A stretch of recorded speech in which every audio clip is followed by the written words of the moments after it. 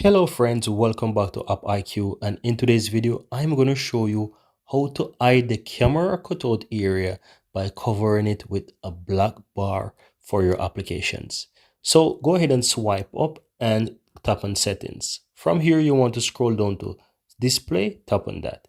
Then scroll all the way down to where you find camera cutout and tap on that.